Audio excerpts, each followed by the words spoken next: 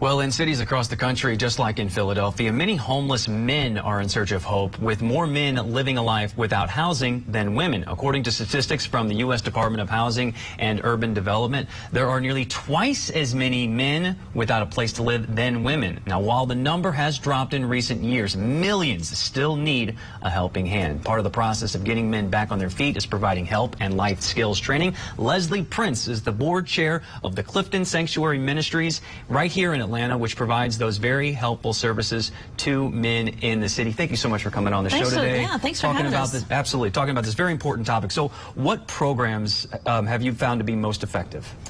There are two that we have at Clifton that we find are transformational to our guys. The first is just really intentional case management. When someone's been on the street, they don't have the resources, they don't know where to go. They may come in, they don't have identification. They certainly may not have access to health care. So just having a case manager who can help them develop a plan, develop some goals, and then stick to it. Be accountable, check in with them on a regular basis to make sure they're doing what they need to be doing to achieve those goals that they've set for themselves, really. The other thing we've done is we've implemented a health care program, which has been transformational to our guys. As your package said, so many of the fellas that come into Clifton have mental illness, have substance abuse issues, have other health needs, and so we really try to deal with them. That can be a pretty significant hurdle to overcome, right? Yeah, and helping them achieve sobriety is huge.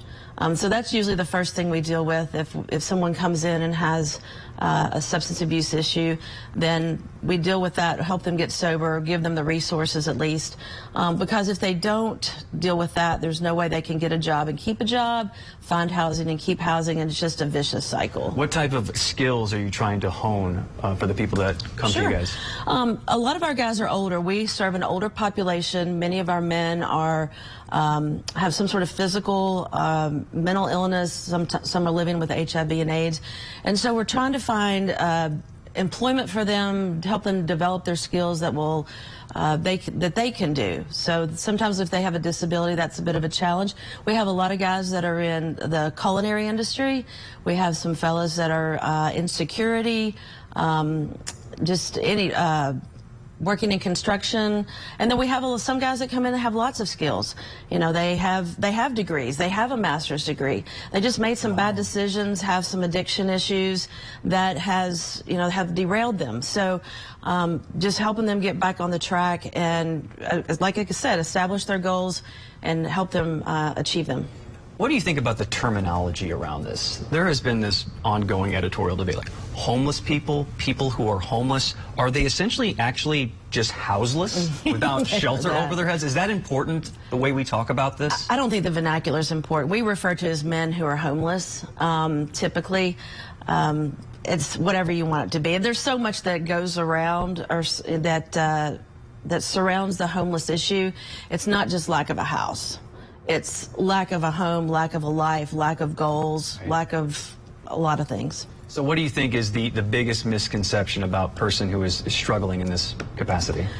Oh, gosh. I know every person's different. Yeah, there is. But so many people think that men who are homeless are, on the street. If you drive down the street, you lock your doors, you roll your windows up.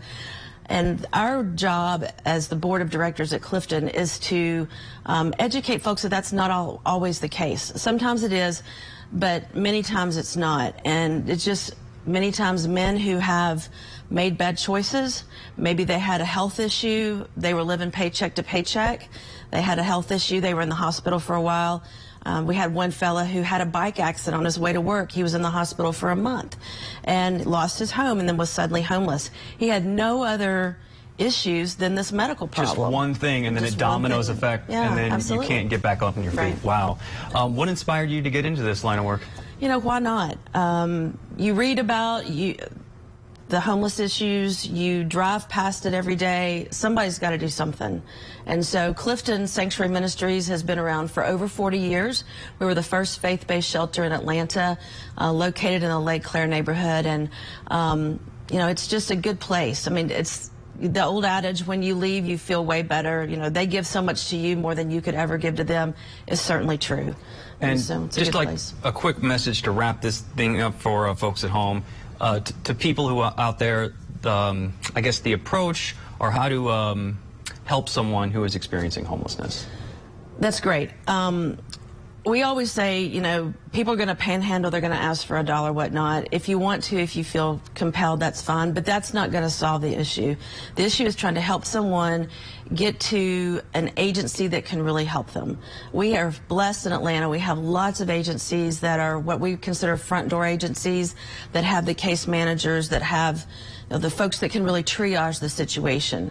So helping someone find one of those agencies is often the first step in the right direction. It's great work you guys are doing, because it's such an important issue to get these folks back on their feet. So thanks. Thank you so much for coming in. Leslie Prince, board chair of the Clifton Sanctuaries Ministry. Thanks so much for coming on the show. And coming up in our 10 o'clock hour, we're going to continue our No Place to Go series with a panel of experts focused on ending and preventing homelessness. We'll examine how families can transition into affordable housing and introduce you to a podcast host dedicated to lifting up the voice of people experiencing homelessness. That's ahead at 10 Eastern right here on Morning Rush. We'll be right back.